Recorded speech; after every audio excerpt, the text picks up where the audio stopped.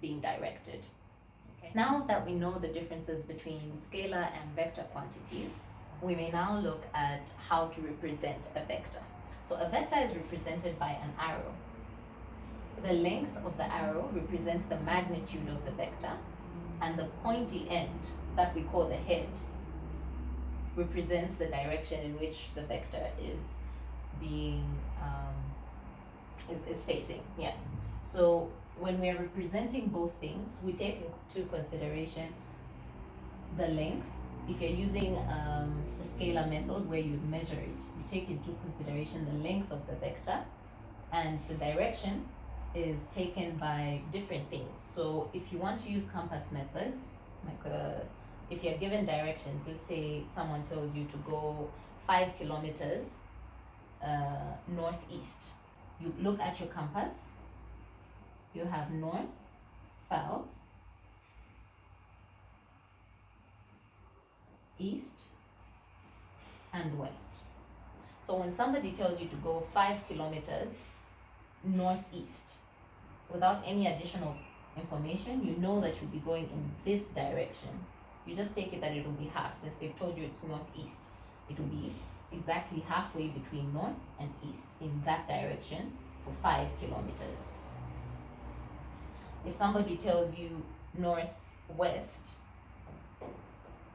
you go in that direction. Okay? So direction can either be used with a compass method, where you rely on the points of a compass to tell you which direction you're headed. If it's southeast, you're going in that direction. If it's southwest, you're going in that direction. Okay?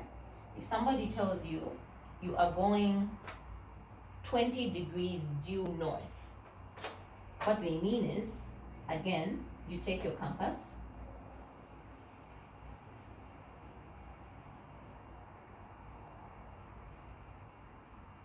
so 20 degrees due north, you always start from your east direction, okay?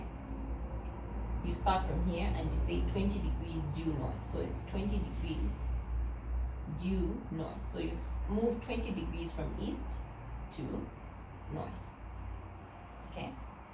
20 degrees due south, it's 20 degrees towards the south, okay? So this is going to be 20 degrees towards the south. So degrees are another way in which you can represent vectors. And in this case, we can say this angle. Every time you are referring to degrees when describing the direction of your vector, you always start from your positive x-axis. So it's going to start from here and move all the way to where the vector is. So in physics, most of the time, we call that angle theta. You can call it whatever you want, but physicists like to use the name of the angle theta. So if you want, you can call it x or p or q or whatever, but for now, we're going to use theta, okay? And it doesn't matter where your vector is on the x or y plane, okay? You've got your x or y plane here, right? If you have it there, you start from the x-axis, okay?